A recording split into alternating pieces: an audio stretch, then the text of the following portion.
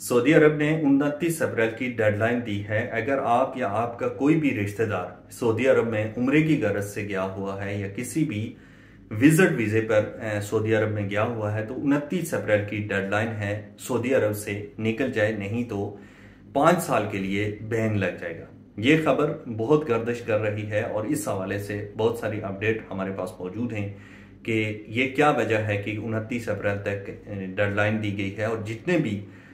उम्रा ज़ायरीन उम्रा के लिए लोग गए हुए हैं या उसके अलावा जितने भी लोग विजिट वीजे पर गए हुए हैं तो उनको डेडलाइन दी गई। बहुत सारे लोग कंफ्यूज हैं कि क्या ये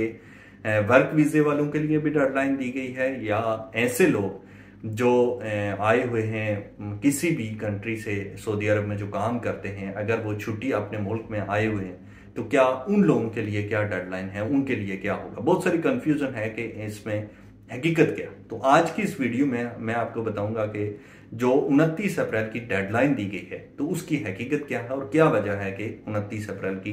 डेडलाइन दी गई। आपको पता है कि हज का सीजन है सऊदी अरब में, तो इसकी वजह से बहुत सारे ऐसे लोग हैं जो हज से कुछ अर्सा पहले उम्रे के टिकट पर सऊदी अरब चले जाते हैं और बाद में जाके तो वहां पर इलीगल एक्टिविटी में मुलव्वस हो जाते हैं। मिसाल के तौर पे वहां पर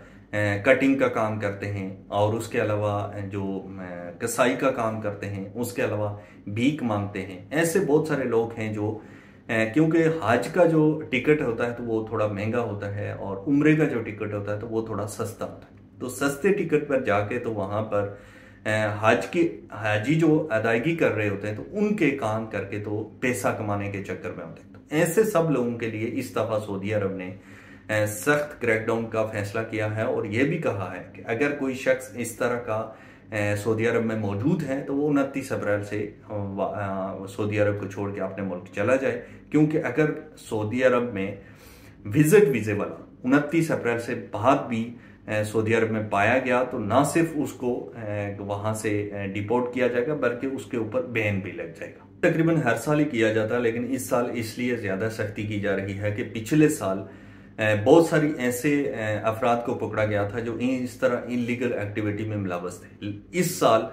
वक्त से पहले ही सऊदी हुकाम ने अलर्ट जारी किया है कि ऐसे अफराद के साथ के खिलाफ सख्त क्रैकडाउन किया जाए और इनको अपने मुल्क में डिपोर्ट किया जाए। आपको पता है कि पाकिस्तान से और पूरी दुनिया से रमज़ान या शवाल के महीने में ज़्यादातर लोग जो है तो वो उम्रे के लिए सऊदी अरब जाते हैं। तो बाज़ लोग ऐसे होते हैं जो वहीं पर रह जाते हैं और उसके बाद से जो हज का टाइम होता है तो वो भी कोशिश करते हैं कि वहीं पर गुजारा जाए। तो हर साल ऐसा होता है कि जो लोग भी उम्रे की अदायगी के लिए आए होते हैं तो उनको हज के दिनों से पहले ही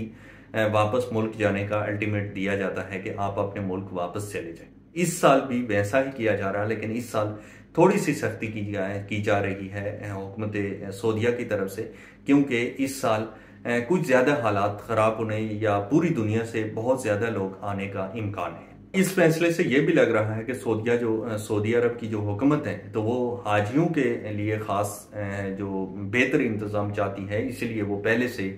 हज के महीने से पहले से उसकी तैयारी कर रही है। अब या आपका भी कोई रिश्तेदार सऊदी अरब में गया हुआ है उम्रे की अदायगी के लिए और उस तक ये खबर नहीं पहुंची है तो उस तक भी ये खबर पहुंचा दें कि 29 अप्रैल की डेडलाइन दी गई है और उससे पहले पहले अगर आप उम्रे की अदायगी के लिए गए थे और आपके पास उम्रे का वीज़ा या टिकट है, उसके अलावा अगर आपके पास विजिट वीज़ा या टिकट है तो आप भी अपने मुल्क चले जाएं, क्योंकि बाद में आपको नुकसान उठाना पड़ सकता है।